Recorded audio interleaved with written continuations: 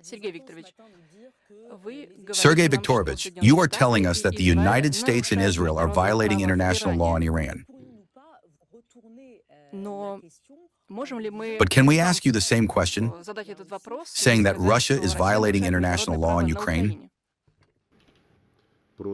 I am not telling you about the violation of international law by the United States and Israel and Iran.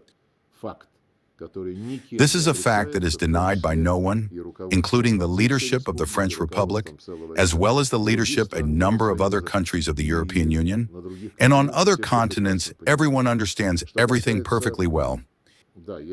Yes, I will emphasize again that there was a negotiation process, both in June 2025 and in February 2026.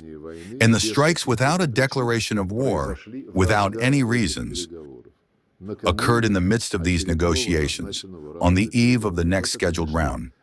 This is, of course, perfidy. I will mention once again that this raises questions for many regarding the role played by the American negotiators. You mentioned Ukraine in international law. You know, here I will have to take up more of your time than in the answers to the previous questions.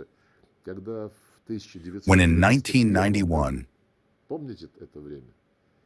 do you remember that time when the Soviet Union was collapsing?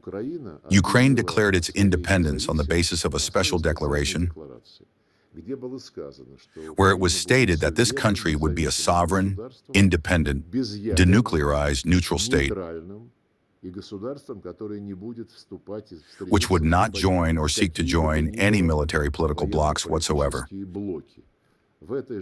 In this same declaration, it was stated that Ukraine, as an independent state, would ensure legitimate human rights, including the rights of national minorities and, as was proclaimed, linguistic and religious rights. We recognize the independence of this Ukraine, not the Ukraine headed by a Nazi regime that was brought to power by our Western colleagues as a result of a coup d'etat in February 2014. The morning after, France, Germany, and Poland put their signatures under the agreements between the then-President Yanukovych and the opposition, which envisioned and implied the creation of a government of national unity and the holding of new early elections. In the morning, when the opposition trampled the signatures of France, Germany, and Poland, neither Paris, nor Berlin, nor Warsaw even raised their voice, nor demanded that the opposition fulfill its obligations. When we asked our French and German colleagues about this, they told us, well, you know, sometimes democracy takes on completely unexpected twists. Then the aggression of the Kiev regime against its own citizens began. They burned more than 40 people alive in Odessa. They bombed cities, the center of Luhansk, and many other inhabited localities. A war began. At the initiative of then-President Hollande, you probably remember him, and Chancellor Merkel, the Normandy process began with the participation of President Putin and then-President of Ukraine Poroshenko. And the Normandy process culminated in the signing of the Minsk Agreements in February 2015. They, I draw your attention, were approved by the UN Security Council.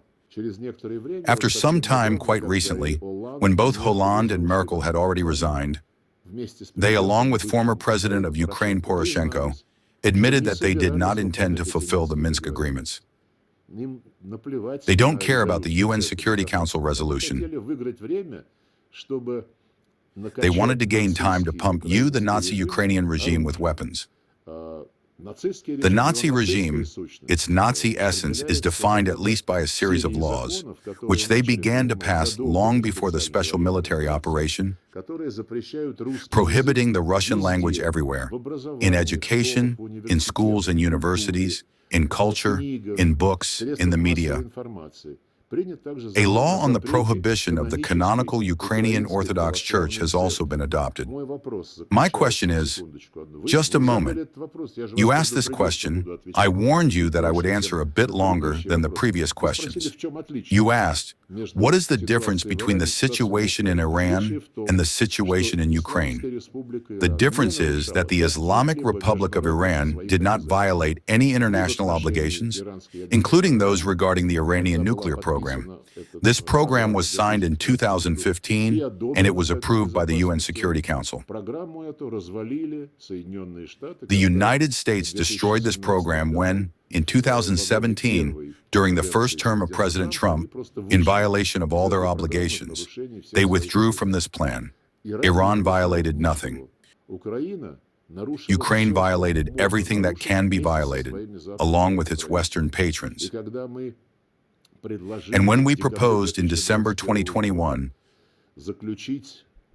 to conclude treaties with the United States and with NATO on security guarantees, which would have ensured the balanced nature of this very security and stability based on a balance of interests of Russia, Ukraine, and the West, we were told that it was none of our business and that Ukraine would be in NATO. Therefore, to say that we did not warn, that France, Germany, and other patrons of Ukraine did not know that they were leading the matter toward a crisis is, well, in my opinion, not entirely correct. And I do not doubt in the slightest that serious French political scientists and politicians perfectly understand what is being discussed and what the cause of the current crisis is.